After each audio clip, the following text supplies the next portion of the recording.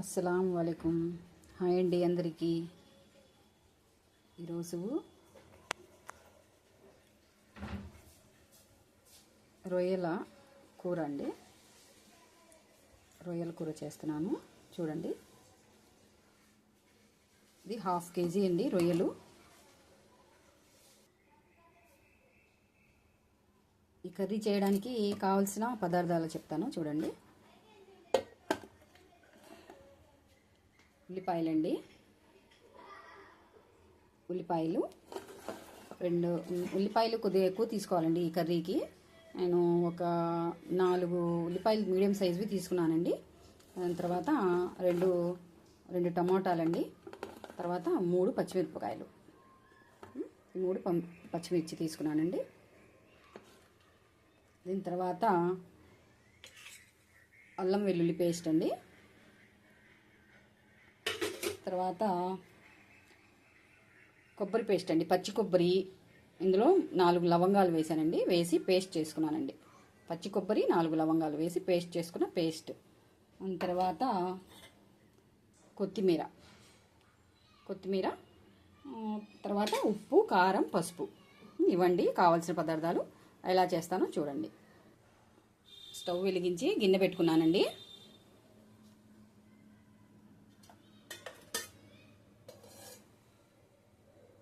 Oil వేసుకోండి.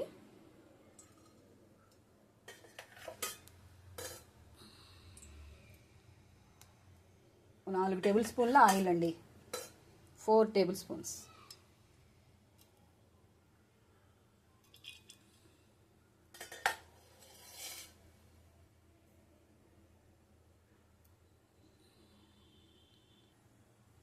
Oil వేడైందండి. ఇందులో ఉల్లిపాయలు వేసుకుంటున్నాను.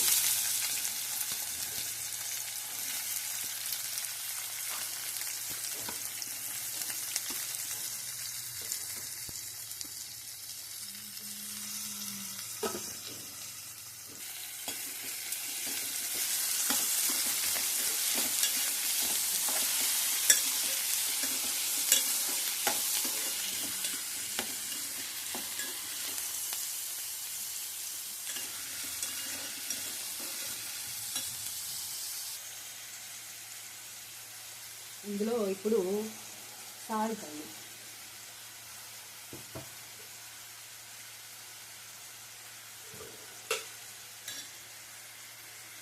సాల్ట్ వేసుకోండి. సాల్ట్ తర్వాత పసుపు అండి, పసుపు.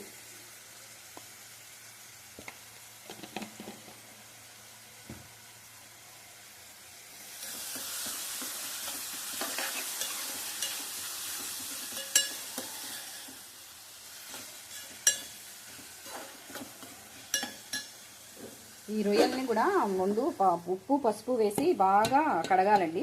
ఉప్పు పసుపు వేసి కడిగిన తర్వాత ఇందులో మధ్యలో ఒక తీగలాగా ఉంటుందండి. ఈ పైన ఇవి తీసేసిన తర్వాత ఈ తీగలాగా ఉంటుంది, అది కూడా తీసేయాలండి.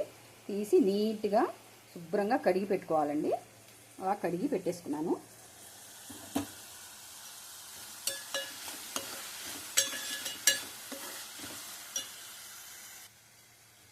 ఇందులో ఇప్పుడు అల్లం వెల్లుల్లి పేస్ట్ వేస్తున్నానండి.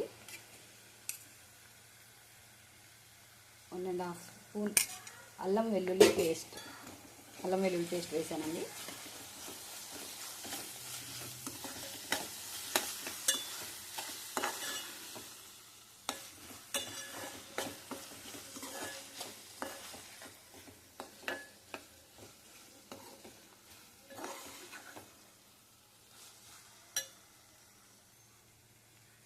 ఇప్పుడు టమాటా పచ్చిమిరపకాయ కూడా టమాటా పచ్చిమిరపకాయ అండి వేసేస్తున్నాను.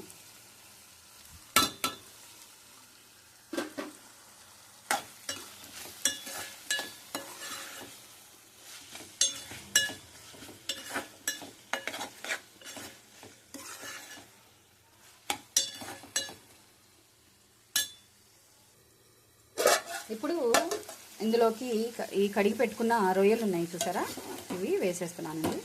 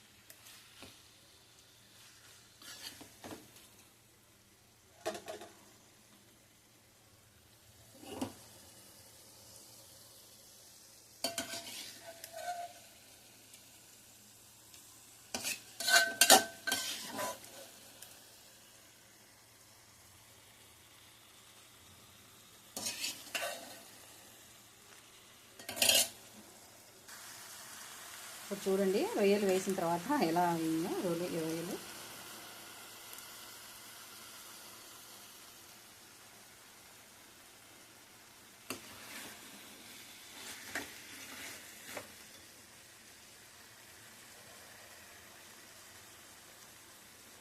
ఇప్పుడు ఇందులో కారం వేసుకుందామండి.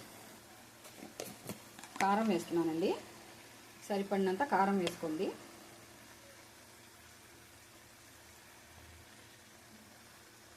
రెండున్నర టేబుల్ స్పూన్లు వేసానండి కారం.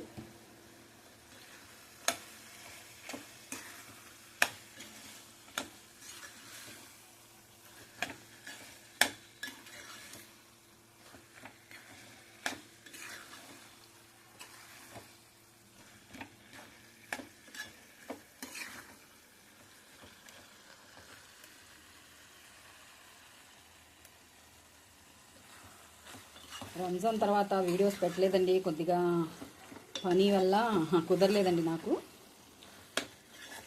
ఇన్షాల్లా ఇప్పటి నుంచి పెడతానండి. చూడండి ఇలాగా కారం వేసిన తర్వాత ఇలా నూనె పైకి తేలుతుంది కదా, కారం వేసిన తర్వాత ఇలాగా నూనె పైకి తేలుతుంది కదా. ఇప్పుడు అది కొబ్బరి పేస్ట్ ఉంది చూసారా, కొబ్బరి పేస్ట్ అది వేసేసుకున్నాం.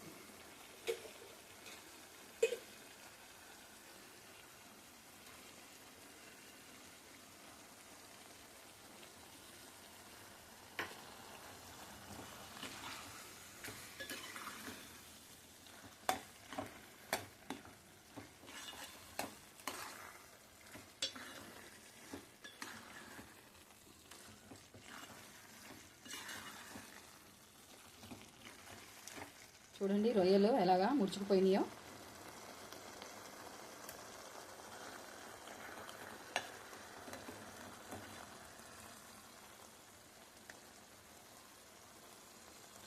చూడండి ఎలా ఉంది.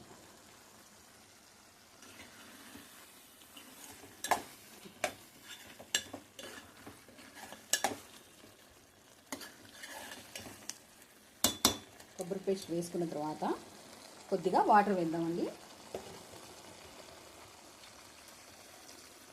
వాటర్ అండి,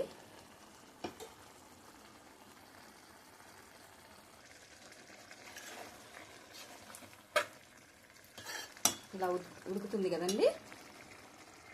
ఇప్పుడు కొద్దిగా వాటర్ పోసుకున్నామండి. వాటర్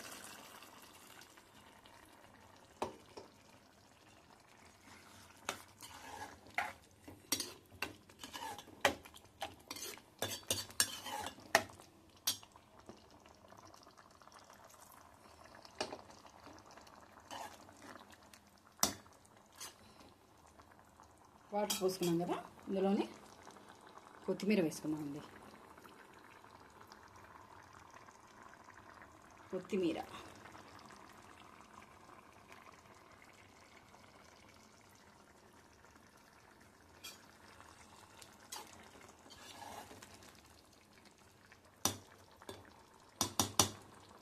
ఇప్పుడు మూత పెట్టేసి కొద్దిసేపు ఉడకనిద్దామండి.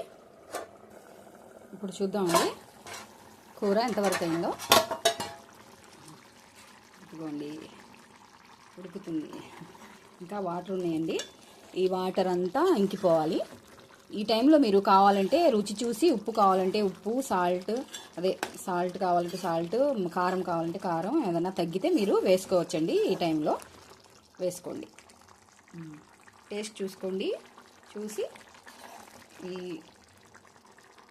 ఇంకా ఏమైనా తగ్గినా వేసుకోవచ్చండి. కొద్దిసేపు ఉడకనిద్దామండి మూట పెట్టి. ఇప్పుడు చూద్దామండి మళ్ళీ కర్రీ ఎంతవరకు వచ్చిందో అని. చూడండి నూనె పైకి తేలింది. చూడండి రొయ్యలు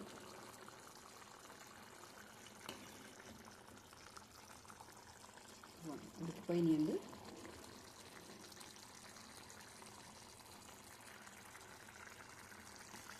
అందరూ రంజాన్ పండుగ బాగా జరుపుకున్నారా అండి? రంజాన్ తర్వాత నేను ఇప్పుడేనండి వీడియో చేయడం. మేము కూడా బాగానే జరుపుకున్నామండి. నేను బిర్యానీ రెసిపీ పెడదాం అనుకుంటే అస్సలు కుదరట్లేదండి. ఈసారి ఎలాగో పెడతానండి. అది చాలా పెద్ద ప్రాసెస్, దాన్ని షూట్ చేయడం అదంతా బాగా ఇబ్బందిగా ఉంటుందని చేయలేదండి. ఇన్షాల్లా ఈసారి బిర్యానీ రెసిపీ కూడా నేను పెడతానండి. ఇప్పుడు ఇందులో ఇంకా కొత్తిమీర ఎక్కువ వేసుకోండి, చాలా బాగుంటుంది. కొత్తిమీర వేసేసి కొద్దిసేపు సిమ్లో ఉంచేసి స్టవ్ కట్టేసేయండి. అంతేనండి, కర్రీ రెడీ. చాలా చాలా ఈజీగా చేసుకోవచ్చండి రొయ్యల కర్రీ. ఇదిగోండి రొయ్యలు చాలా బాగుంటాయండి, టేస్టీగా ఉంటాయి.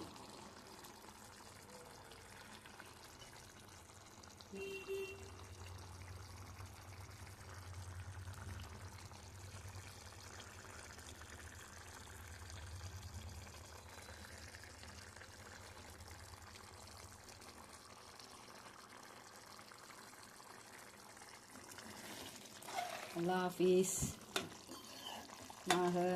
నా ఛానల్ని సబ్స్క్రైబ్ చేసుకొని వాళ్ళు ఉంటే సబ్స్క్రైబ్ చేసుకోండి, షేర్ చేయండి, లైక్ చేయండి. లైక్ చేసే వాళ్ళకి చాలా చాలా థ్యాంక్స్ అండి. చాలా లైక్ చేస్తున్నారు చాలామంది. ఇంకా చేయాలండి.